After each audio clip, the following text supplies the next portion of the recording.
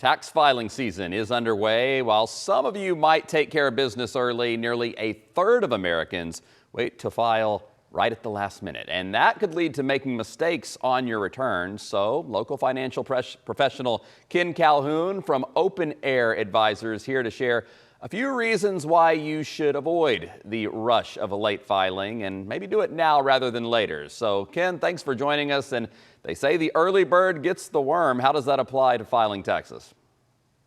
Well, the biggest thing is that the average American is going to get back just over $3,000 when filing their taxes. So it's not always considered, but that money, whether it's invested or used, can be put to use immediately.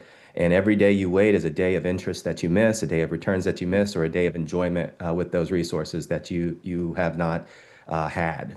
So that's really one of the biggest things. And then secondly, it's that if you do end up owing money to the IRS, you don't actually have to get that money to them until the filing deadline. So if you find out in, say, February that you're going to owe a few $1,000s, that's going to give you a couple of months to start reconsidering how you want to handle your finances in order to make sure that that money is available. So filing ahead of the deadline can actually save you money in a few different ways. You mentioned some of them. Are any other ways? One of the other biggest ways that it can save you money is the ability to avoid having to file an extension. If you get halfway through your tax return and realize that you're missing some data or that you need to do some additional work or call, say, a brokerage company because you notice an error, well, you no longer have the time to do that without filing an extension.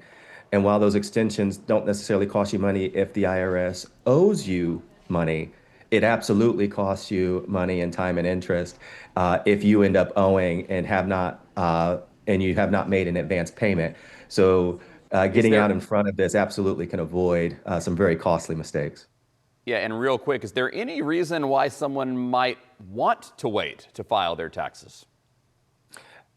There are some considerations for waiting to file.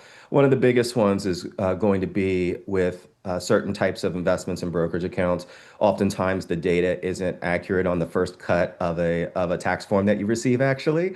So it's not uncommon for you to receive an amended statement from your brokerage company, in the early March even. So, for situations where you have a fairly complex investment portfolio, there might be some reasons. Also, um, uh, there might be some delays and other things with sort of rental income and things like that that you also have to be uh, aware of.